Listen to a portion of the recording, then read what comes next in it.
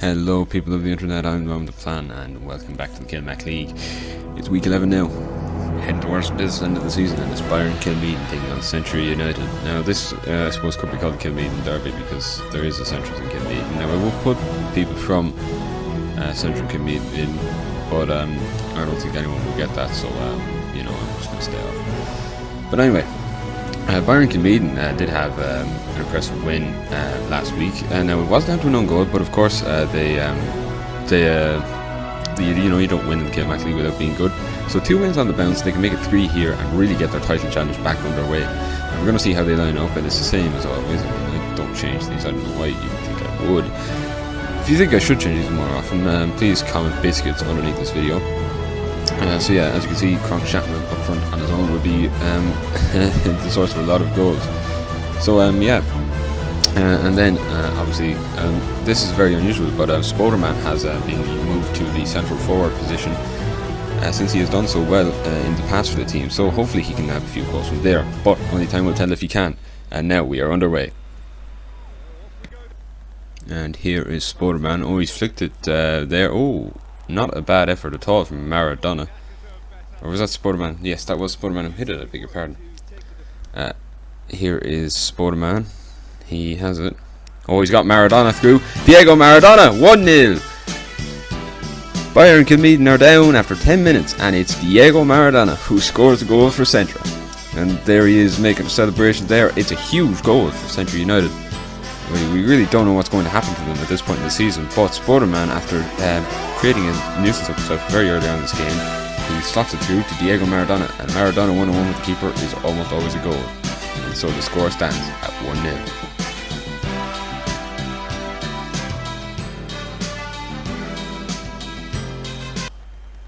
And that ball brings us to half-time. Been a very good half for Central United, but Bayern Kilmeaden, and the ball headed in. Oh, it's headed out. Nainggolan. Oh, what a save! Samuel Krogpis is second with another spectacular save. He of course made that save against St. Declan's as well.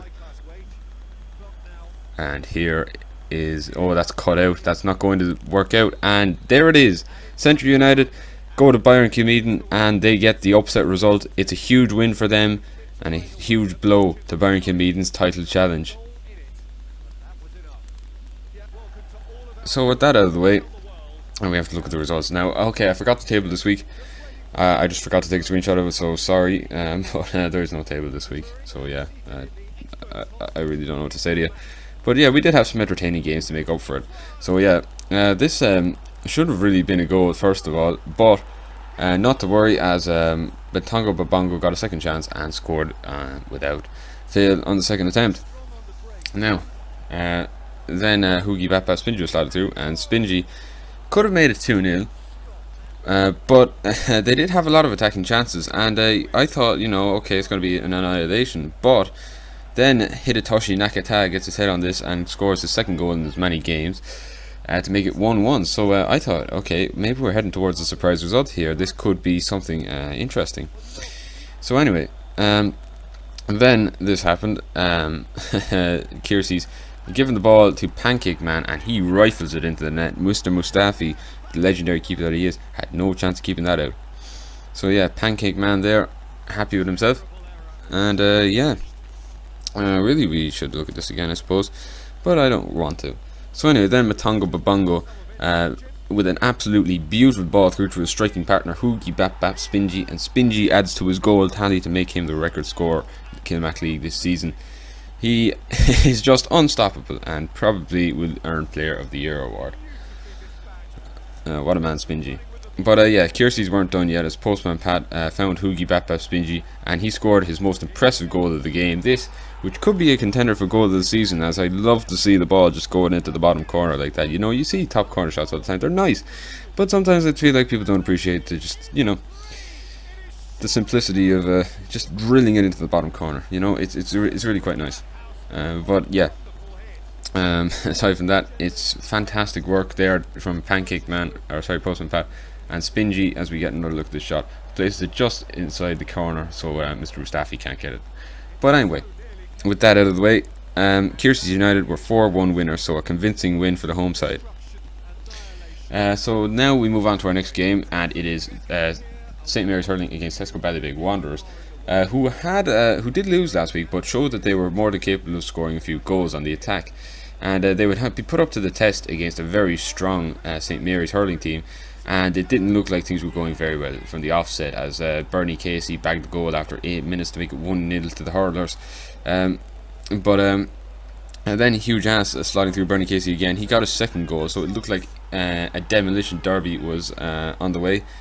So yeah, 13 minutes and it's 2-0. But Tesco Ballybeg found the resolve and steadied the ship, and with this pass through to Tesco Ballybeg himself, it became 2-1. So Tesco Ballybeg Wanderers now all of a sudden not looking so shaky.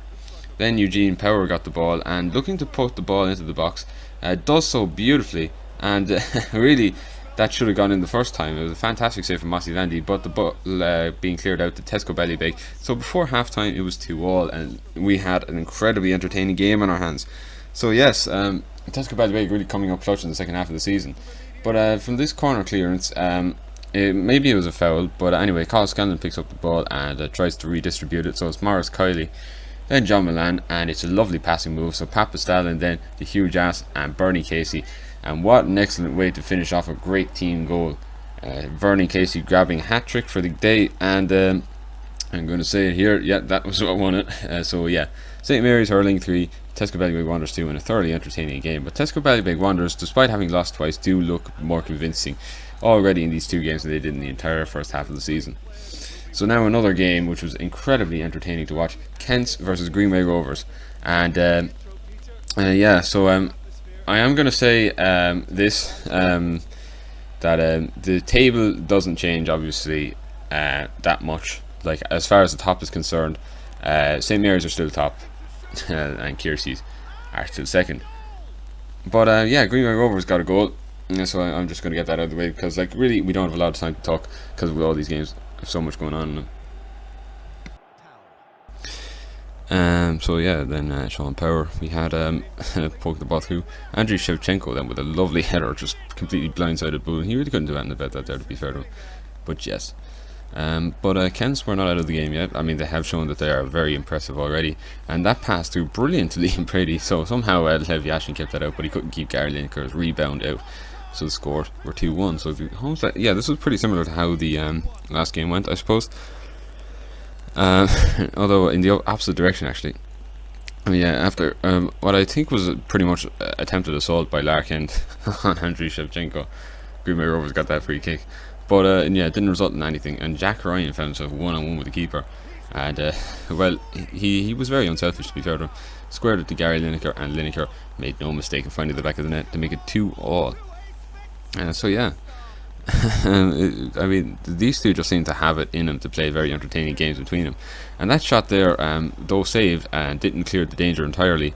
And Nathan Cleary-Alsbury, who was booked, did manage to square to Gary Lineker, who with a header got his hat trick. So I think that's a perfect hat trick for Gary Lineker, left foot, right foot, header. So yeah, a very special occasion for him. He gets a €20 Kiersey's voucher that he can collect at the door. But yeah, Gary Lineker almost got his fourth goal, but unfortunately that hit the post. And then Paul Pot, just like he got cut out by the Vietnamese, he gets cut out by Sean Power, and well, that mistake results in a goal, which ultimately cost Greenway Rovers, which ultimately cost Kents the win. So yeah, while it wasn't enough for Greenway Rovers to push on to a win, it did mean that the sides, for the second time in the season, would have a 3-3 draw in shared the spoils. Now this does slightly damage Greenway Rovers' title challenge. However, they still did earn a point, and Kents will be happy with this too. So yeah, final game of the week. It's St Declan's Athletic and Kilmac Thomas AFC. Now, Kilmac Thomas AFC are incredible. Like, they're just rebounding, and you know, it won't be long before they are in the title picture again. But yeah, so it didn't start out that way though, as Hobnob got the first goal, a header, and it was that the Brig taking the corner. I don't know why he takes the corners, but yeah, clearly it worked that time. But yeah, with Kilmac Thomas AFC on the other side, it was very hard to keep them out, and Patrick Morrissey with a very nice finish, just curled inside the post there from him. So 22 minutes gone, and it's 1-1. So yeah, things shaping up for a very entertaining game, which seems to be a bit of a theme this week. Ironically, the game I showed this week was the one with the least goals, and Liam O'Corbett had a chance to make it 2-1, but his shot going across the face of goal resulted in nothing of note. So then, anyway, the ball trying to be played in, and it worked. So Martin Carroll, who I think this is his first goal all season, he scores that goal anyway. So yeah, good for him, I suppose we have to say. And then this happened. Zinedine Zidane, with a contender for goal of the season, drills it towards the bottom corner. Gemma had no chance, and Zinedine Zidane, well, he's I mean, that's fantastic. But I mean, I suppose you have to kind of expect that from him. But wow, what a finish! Drills it, no chance for Gemma in the St. Declan's goal. Just, oof. But anyway, so yeah. With that, that pretty much brought the game to a very perfect position at 2-2 at the break for an entertaining second half. But there was one player we hadn't seen score yet, and it was the Brig, and he was about to rectify that, getting past the defence as he usually does, and one-on-one with the keeper, he fucking tries to kill the keeper. So the Brig scores that goal, and he wins the game. So St. Declan's get a huge win over Kilmac, who will be regretting this loss for weeks to come. So anyway, I've known the plan. Thanks for watching my videos, and if you'd like to see more videos, please like, comment, and subscribe to my channel, and also push for 100 subs.